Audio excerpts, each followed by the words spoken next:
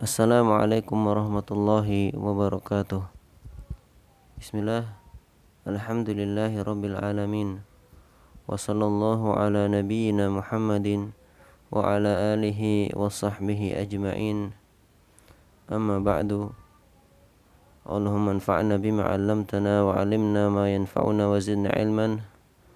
Rabbi shrah li sadri wa yassir li amri wahlul 'uqdatam min lisani yafqahu qawli. Ayuhal aulad, kaifa halukum? Arju annakum jami'an fi sihhati wal afiyah. Anak-anak, bagaimana kabarnya? Ustaz harapkan kalian dalam keadaan sehat wal afiat. Anak-anakku, hafizakumullahu jami'an. Silahkan dibuka buku paket halaman ke-32 sampai halaman ke-35.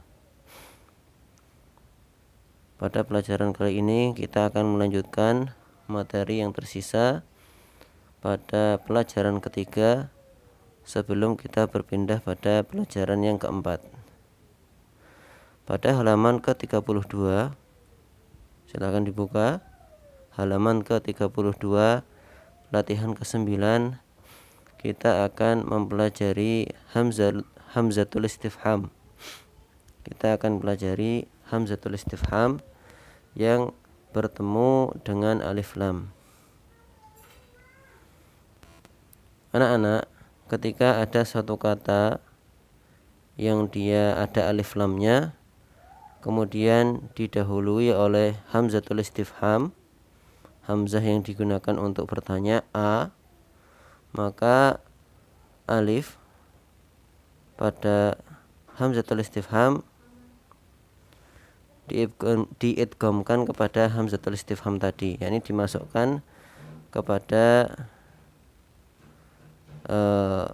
hamzatul istifham tadi, sehingga hamzatul istifham tadi dibaca dengan panjang, dibaca dengan mad.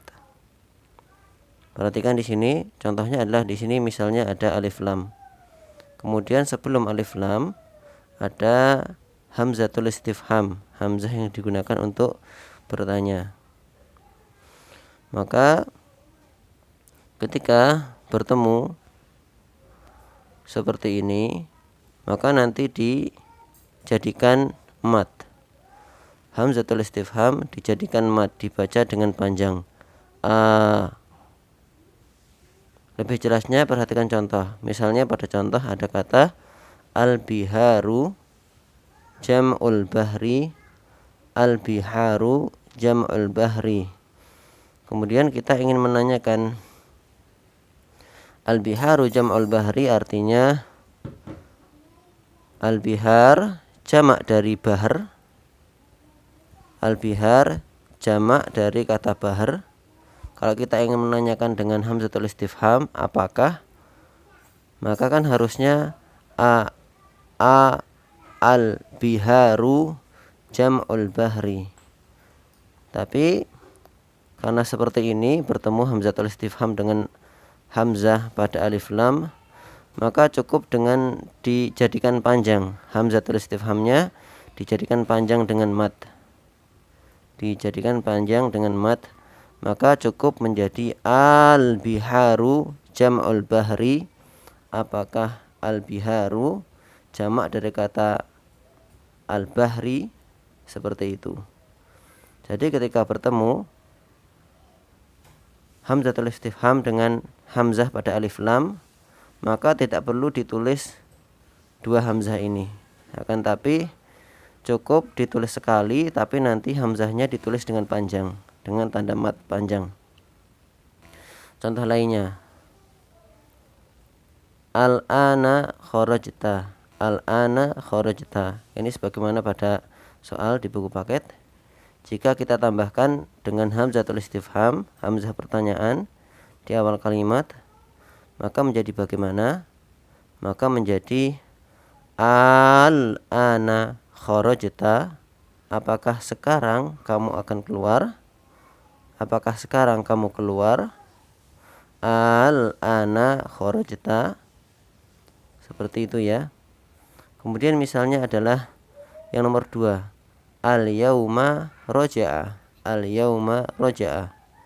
Ketika kita tambahkan hamzatul istifham di awal kalimat, maka menjadi bagaimana? Maka menjadi al-yauma roja'a abuka misalnya. Al-yauma roja'a abuka, seperti itu. Apakah hari ini bapakmu akan pulang? Tetapi kaidah ini hanya berlaku jika hamzatul istifham bertemu alif lam. Tetapi jika tidak bertemu alif lam, maka dibaca pendek, tetap dibaca pendek. Seperti pada contoh 6, misalnya ada kata hadzat thalibu dan seterusnya.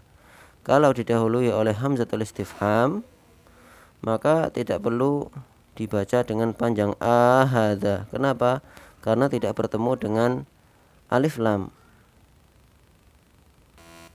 Maka tetap dibaca pendek menjadi ahadzat thalibu dan seterusnya. Ahadzat thalibu dan seterusnya. Tayyib. Itu dari pembahasan hamzatul istifham. Kemudian pembahasan yang kedua adalah tentang ma al-istifhamiyah. Ma yang berupa pertanyaan. Perhatikan contoh berikut. Ma hadza, apa ini?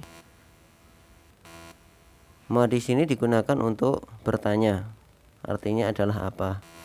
Namun jika ma didahului huruf jar, min, bi, li atau an, maka alif pada kata ma itu dibuang atau dihilangkan. Kemudian huruf jarnya digabungkan dengan kata ma yang sudah dibuang alifnya tadi, sehingga ma-nya nanti otomatis dibaca pendek. Contohnya, perhatikan min, ketika dia nanti digabungkan huruf jar min dengan ma, maka menjadi mimma. Ma-nya menjadi pendek, mimma. Contohnya di sini mimma khalaqallahul insana. Kemudian selanjutnya bi bertemu dengan ma, maka menjadi bima. Contohnya bima qatal talhayyata. Kemudian huruf jarli bertemu ma, menjadi lima. Lima kharajta minal fasli, mengapa kamu keluar dari kelas? Kemudian an bertemu dengan ma, maka menjadi amma. Amma sa'altal mudarrisa, seperti itu.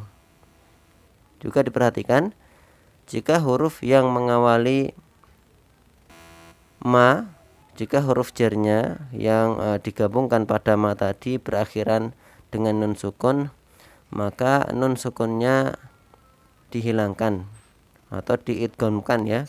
Maka nun sukunnya diidghamkan ke mim, ke huruf ma-nya, sehingga ma-nya nanti menjadi bertasydid. Menjadi misalnya amma bukan anma, menjadi mimma bukan minma. Kalau dibaca minma salah, maka harus diidghamkan menjadi mimma. Baik. Kemudian yang ketiga yang akan kita pelajari adalah tentang al-ismul mausul, kata sambung. Ismul mausul artinya kata sambung. Kalau kita terjemah artinya adalah yang. Contoh, perhatikan di sini, aina talibul ladzi jaa amsi. Aina talibul ladzi jaa amsi, di mana murid laki-laki yang datang kemarin. Perhatikan, alladzi artinya adalah yang, digunakan untuk laki-laki tunggal. Sekarang kita akan pelajari isim-isim mausul yang lainnya. Perhatikan berikut ini. Alladzi digunakan untuk laki-laki tunggal, isim mausul untuk laki-laki tunggal. Contohnya seperti tadi, aina talibul ladzi jaa amsi, di mana murid laki-laki yang datang kemarin. Kemudian jamak dari alladzi adalah alladzina. Sering kita temukan ya isim-isim mausul ini di dalam Al-Qur'an. Alladzina. Alladzina digunakan untuk jamak laki-laki. Dia merupakan jamak dari alladzi. Contohnya aina tullabul ladzina ja'u amsi. Aina tullabul ladzina ja'u amsi. Di manakah para murid laki-laki yang datang kemarin? Perhatikan di situ alladzina. Kenapa alladzina? Karena untuk at-tullabu. At-tullabu jamak laki-laki, yang artinya adalah para murid laki-laki. Kemudian kita berpindah kepada yang perempuan. Isim mausul allati. Allati digunakan untuk perempuan tunggal. Untuk perempuan tunggal. Contohnya manil mudarrisatul lati fil fasli. Manil mudarrisatul lati fil fasli. Siapakah guru perempuan yang berada di kelas? Perhatikan di situ allati digunakan untuk perempuan tunggal. Karena al-mudarrisatu artinya adalah guru perempuan, satu orang. Dan jamak dari allati adalah allati. Allati ketika dijamakkan menjadi allati. Karena allati digunakan untuk perempuan jamak. Contohnya adalah manil mudarrisatul lati. Ulangi, manil mudarrisatul lati fil fasli. Manil mudarrisatul lati fil fasli. Siapakah guru-guru perempuan yang berada di kelas? Perhatikan allati. Allati digunakan karena al-mudarrisatu artinya adalah para guru perempuan, dia jamak perempuan. Maka isim mausulnya menggunakan allati. Thayyib. Bisa diperhatikan dengan baik, sering diulang-ulang. Kalau bisa dicatat, pembahasan ini dicatat, ditonton videonya pelan-pelan sambil dicatat mana yang sekiranya perlu dicatat. Thayyib. Untuk contoh lainnya, untuk isim mausul ini bisa kalian lihat pada buku paket halaman ke-35. Hanya itu saja yang kita pelajari hari ini anak-anak. Semoga bisa dipahami. Adapun untuk tugas menyusul insyaallah. Kita tutup dengan doa kafaratul majlis. Subhanakallahumma bihamdik asyhadu an la ilaha illa anta wa astaghfiruka wa atubu ilaik.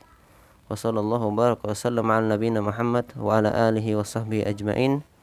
Wassalamualaikum warahmatullahi wabarakatuh.